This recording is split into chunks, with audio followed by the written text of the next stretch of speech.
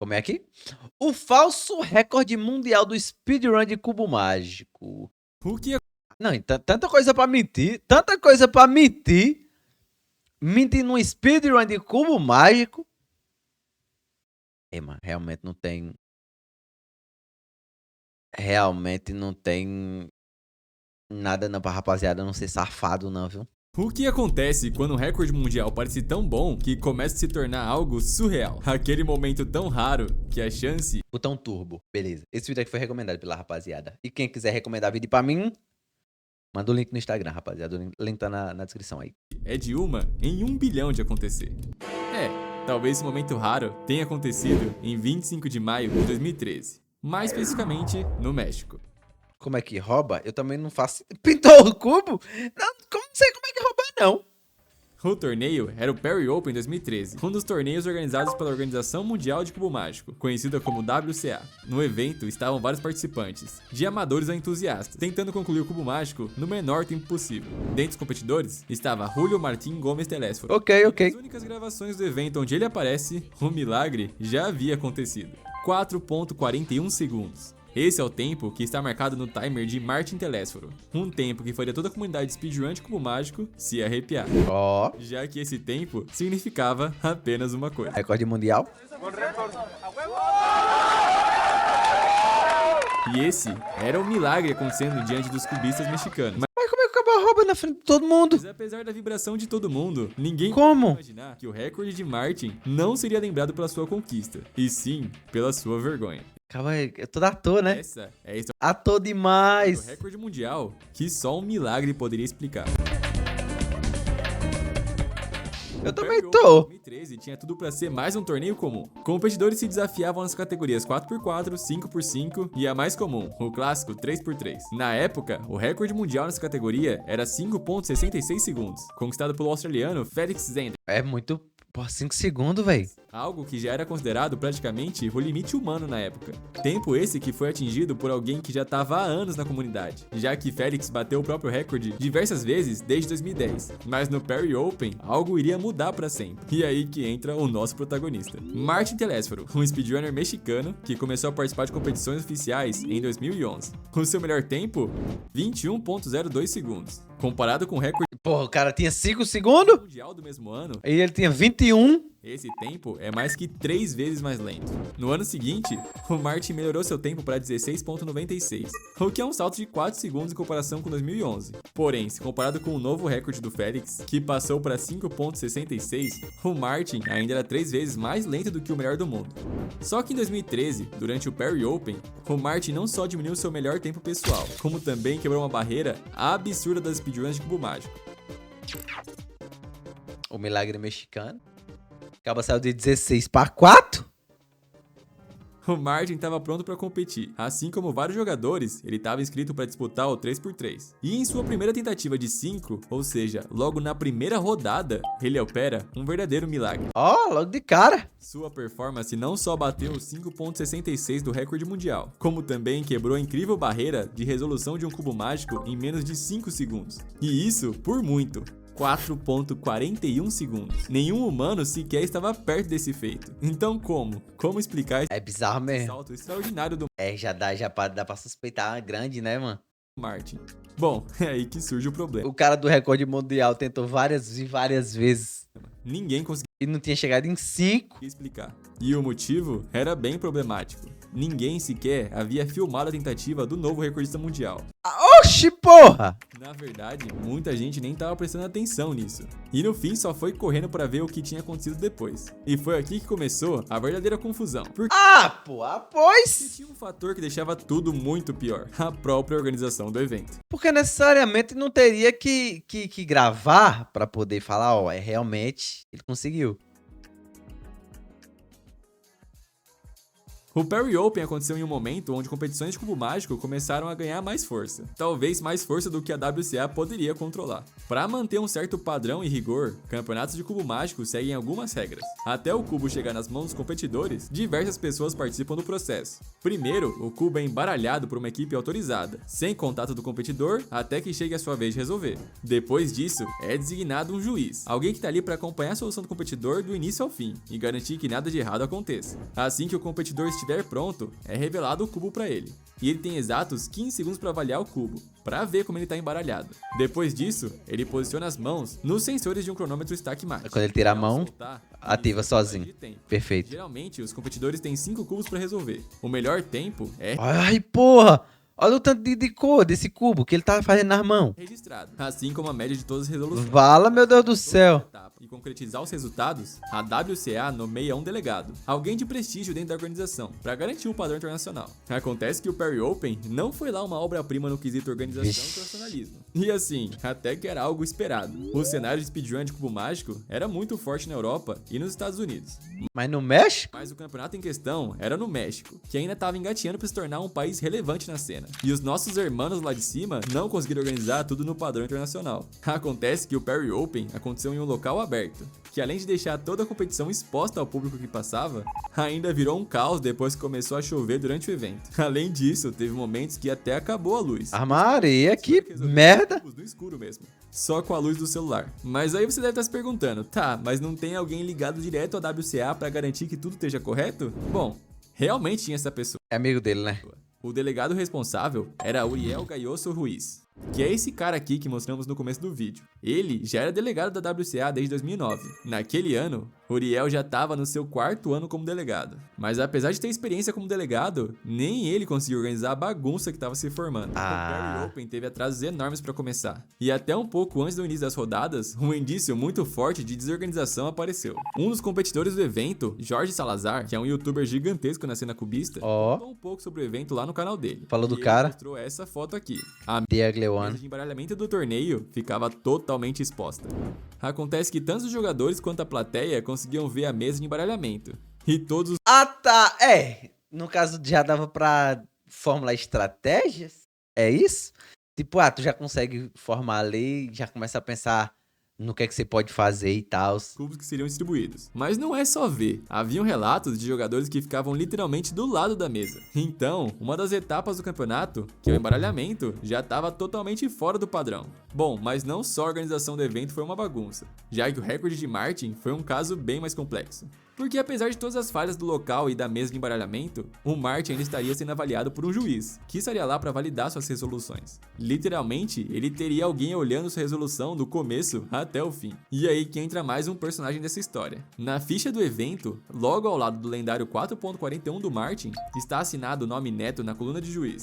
Neto é a abreviação para Ernesto Mendonça, um cubista mexicano bem experiente, e com tempos de 14 segundos na época, o que era bem mais rápido do que o Martin. Tem até o tempo dele ali, né? Ou seja, o Neto não era nenhum amador e já havia participado de outras competições. O Neto é esse cara de roxo aqui que aparece nas gravações. E segundo ele, e a sua própria assinatura na ficha, a resolução de 4.41 de Martin tinha sido legítima. Ele tá dizendo que ele viu. E apesar de não existir gravação do momento da resolução, no vídeo após o ocorrido mostra o Martin explicando para Uriel, que era o delegado do evento, como ele teria resolvido o cubo de forma tão rápida. E dá pra ver também que o Neto tá logo ali do lado, só que depois ele acaba até saindo para outro lugar, onde tem menos gente olhando. Mas em outra gravação, alguns minutos depois, a cara do Neto diz tudo. Ele tava tão perplexo que olhava para a explicação do Martin como se não acreditasse que aquilo tinha acabado de acontecer. Porque, é claro, Você viu que descobriram quem era por trás daquela foto de F Tequila?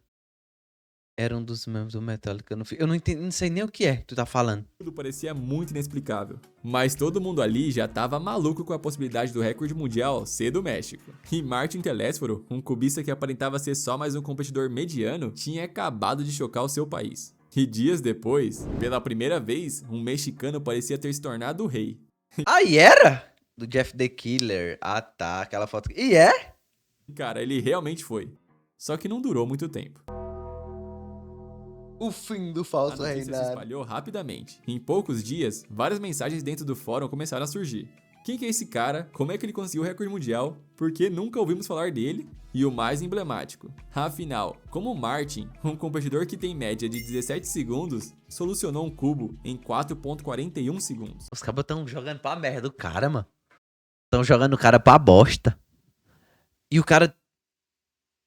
Ele monta um cubo mais que em 17 segundos, pô. É muita coisa, cara. E é claro, perguntas vinham tanto de outros cubistas, quanto da própria WCA, que de certa forma nem poderiam questionar muito, já que o Uriel tinha validado o tempo de Martin. E é aí que surgiu a primeira red flag desse recorde mundial. O Martin usou o grupo do Facebook para explicar exatamente o que ele disse para Uriel e para o Neto. Segundo ele, em sua resolução, ele se equivocou na hora de executar e depois decidiu improvisar alguns giros. É isso mesmo que você ouviu. Oxi, então ele saiu do padrão?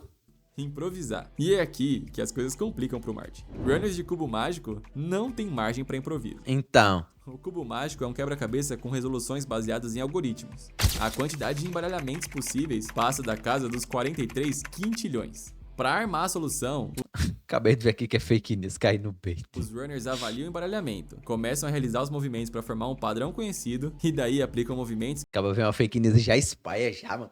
Tá vendo aí como a fake news é paia? Tá vendo como a fake news é paia? O cara pegou e viu uma fake news, já tava repassando? que já foram altamente treinados e estudados. Só que errar um movimento no meio do caminho é praticamente quebrar a lógica do algoritmo, que até dá para se adaptar ao erro. Porém, isso exige que o runner tenha que identificar um novo padrão, escolher os movimentos da recuperação e daí voltar para a execução. Acontece que esses momentos de erros e troca de algoritmo demandam tempo de processamento do cérebro humano, ou seja, existe uma perda de tempo, o que não parece ser muito real para um recorde mundial. Mas resumindo a mensagem do Martin, era como se ele tivesse se perdido no começo da resolução e tivesse sem querer armado o cubo para ficar 80% já resolvido. E por isso, nem ele lembrava a sequência de movimentos que ele tinha feito. É, né? E que ia estudar para entender qual a solução que tinha usado. Basicamente mandou um vou ver e te aviso. E nesse momento, era... Ele meteu um ó, eu fiz, mas foi cagada. Não sei se faria de novo. Não sei se consigo fazer novamente. óbvio pra WCA que Martin era suspeito. Mas não só eles, todos os cubistas estavam achando aquilo muito estranho. Então surgiu uma pressão para que Martin encontrasse o mais rápido possível a solução. Foi então que 2 dias depois ele entregou uma solução, usando simplesmente 35 movimentos. Agora pensa aqui comigo. O recorde mundial é menos, né? 35 movimentos em 4.41 segundos. Martin Telesforo fez aproximadamente 8 movimentos por segundo. Tudo bem que hoje, mais de 10 anos depois, já presenciamos um recorde de menos de 3 segundos com 10 movimentos por segundo. Tá, porra! Ou seja, o recorde é muito menor. 3... Caralho, 2.76. 7.6? 6.7. Mas na época, foi surreal demais. Bom, eu não preciso nem falar que ninguém acreditou nisso, né? E a situação foi piorando cada vez mais. Era hora de chamar os responsáveis por tudo isso, começando pelo juiz. A versão do Neto foi bem confusa. Durante o evento, ele declarou que tinha visto a tentativa do Martin e por isso tinha validado. Mas na ficha de tempo de Martin tinha um indicativo que incomodou demais a WCA. Neto havia preenchido seu nome em tempos em branco. Foi.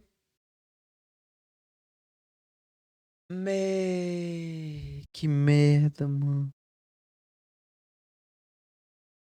Ele entregou a cara da ficha com a assinatura dele já. Ou seja, o cara poderia ter escrito qualquer tempo aí que ia estar validado. O que indicava que ele não seguiu na risca as recomendações do evento. E então, vem a bomba do juiz. Depois de alguns dias, o Neto mudou sua versão, relatando que durante a primeira rodada, ele estava de costas, enquanto o Martin realizava sua tentativa. Então, ele não serviria como testemunha ocular para dizer se o recorde aconteceu de forma legítima ou não. Porque Neto sí vio el sol, pero cuando la WCA lo contacta, él manda un escrito diciendo que no lo vio. E para deixar tudo ainda mais complicado, o delegado responsável, Uriel, anos depois, admitiu que ele não conseguiu manter o evento organizado o suficiente para validar se o recorde mundial de Martin havia sido real, por estar distraído com problemas pessoais no dia. En esos momentos, que era cuando estaba ya con más compromisos personales, pues sí les daba las indicaciones de cómo hacerlo, pero no les dedicaba la organización para que fluyera todo como debiera de ser. E pela própria pressão Aí é pica. dos fãs que estavam em volta, ele validou o recorde sem ter as provas de que nenhuma irregularidade tinha acontecido. Então, logo depois do recorde mundial, Acaba validou sem ter visto. Ele relatou para a WCA que não cumpriu os requisitos mínimos de um evento profissional. Sem Vixe. juiz e nem delegado, e com recordista mundial que tinha tudo A para resolução é falta, não tem como ir pra frente, né? ser considerado um trapaceiro, um pronunciamento oficial finalmente chega. O recorde mundial não era real e foi considerado como DNF, que é a sigla para não completou. Isso significava que Martin não era mais um recordista mundial. Na nota oficial, usaram como argumento de que o evento não foi criterioso o suficiente para garantir que os tempos obtidos nele eram reais. Ou seja, falso. Mas assim. Até então. A gente não sabe se ele roubou, né? O recorde é falso. Porque não foi validado. E por isso, não só os tempos de Martin foram cancelados, como todos que participaram do Perry Open também tiveram seus tempos anulados. Ou seja, Evento todo mal feito, pô. era como se a WCA tivesse apagado o Perry Open da história. Mas não só isso, o Martin recebeu um banimento de 2 anos, por ter supostamente se aproveitado das falhas do evento para forjar um recorde inexistente. Ah, tá.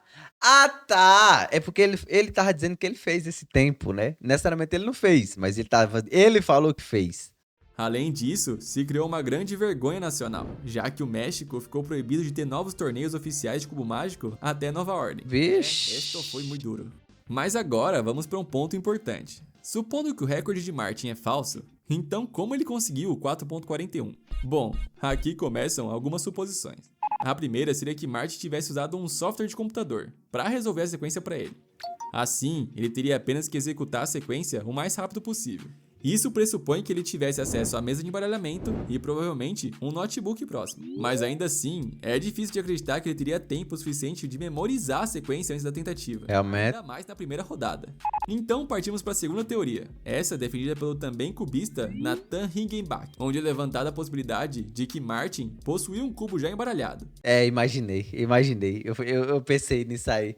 Que ele poderia ter errado um cubo já com um embaralhamento que ele conhecesse. Com uma sequência que ele teria treinado antes mesmo do campeonato começar. Isso, de certa forma, justificaria pelo menos a velocidade e o tempo que o Martin havia conseguido. E também justificaria o motivo do seu tempo seguinte ser tão maior que o primeiro, já que o segundo cubo seria um cubo realmente aleatório. Realmente. Primeiro tempo, 4 segundos. Segundo, 18. Porém, Jorge Salazar, que estava presente no torneio, defende que apesar da desorganização, seria muito difícil que Martin conseguisse ser tão discreto para trocar os cubos, já que o evento tinha muitas pessoas que poderiam ver essa troca acontecendo. O que nos leva para a terceira teoria, a manipulação do tempo. Talvez Martin, durante sua tentativa, tivesse pressionado o botão de iniciar o cronômetro e batido novamente antes da sua resolução de fato acabar. Então ele teria de fato resolvido o cubo da forma honesta. Porém, ao invés de 4.41 segundos, ele teria concluído em, por exemplo, 15. E como seu juiz não estava tão atento, só se virou e viu um cubo resolvido e um timer de 4.41. Ah, tá. Ah, teoria boa. Bom, nada impede também que tenha sido uma falha própria do timer, mas mesmo assim, isso implicaria em desonestidade Que ele não contou a verdade, né? por parte do Martin. Depois de mais de 10 anos do ocorrido, Telésforo ainda defende que seu recorde não teve nada de irregular. Ele jura de pé junto que seu tempo de 4.41 foi real, porque afinal seu recorde foi cancelado por suposições e não por provas. Então entre uma Ele tem um ponto. quarta e última Mas também, porra. Como é que tu faz um ponto que tu não sabe mais refazer e acha que foi cagada e... Oxi. teoria. E se, por um momento único no mundo, realmente tenha existido uma chance, uma em 43 quintilhões, de que os movimentos errados de Martin tenham levado ele a um cubo tão próximo da resolução que levasse um jogador comum do México ao topo da elite mundial do cubo mágico, onde mesmo com as probabilidades mais baixas, um absurdo estatístico, Martin Telésforo tenha sido iluminado com a resolução de 4.41. Rapaz. Feito tão inacreditável pra época que ninguém soube explicar, nem mesmo Martin Telésforo. Um campeonato... Porra, mas é porque... É que ele falou a data, mas eu não me prendi a data não, tá ligado? Nem todo mundo tinha celular não, mano. Nem todo mundo gravava tudo assim, não. Tudo não era filmado, não. Antigamente a pessoa tinha celular, tinha 10 megabytes de espaço. Aí tu vai estar filmando e gravando coisa dos outros. Aí faz o bagulho que importa pra tu. Geral estava... Aqui tem um comentário. Geral estava distraído sem filmar a tentativa dele e o melhor amigo dele chegou falando Galera, ele acabou de bater o recorde mundial. 4,41. Aí, ó. Aí, ó. O amigo dele que começou a dizer. Para agregar algumas informações. Demorou apenas 5 anos para alguém quebrar a barreira desse suposto recorde do Martin, conquistando pelo Félix em 2018. Uriel abandonou a função de delegado da WCA após o ocorrido, mas se manteve relativamente ativo como competidor nos torneios mexicanos até 2023. Neto continuou participando como competidor em torneio na América Latina até 2015. Não é relato se ele atuou como juiz nessas competições. O México ficou sem torneios oficiais por cerca de 1 ano, fazendo com que a maioria dos cubistas se deslocassem para outros países para competir naquele ano. O mais curioso dessa história é que tudo gira em torno de suposições e declarações dos participantes. Não existe nenhum vídeo da tentativa de Martin, nem mesmo a segunda tentativa que aparece no vídeo que está completa. É um daqueles casos tão fora da curva que nem a acusação e nem a defesa possuem provas para sustentar seus argumentos. Obviamente seria muito arriscado para WCA assumir essa bagunça toda, ainda mais com Martin tendo um histórico de tempos tão alto. Mas no fim seria incrível se depois de anos algum mexicano aleatório descobrisse que na câmera do seu Moto G está uma prova que inocenteria Martin. Seria legal mesmo. Seria massa mesmo. Mas é isso, rapaziada. Acabamos. Foi bom, foi um bom vídeo.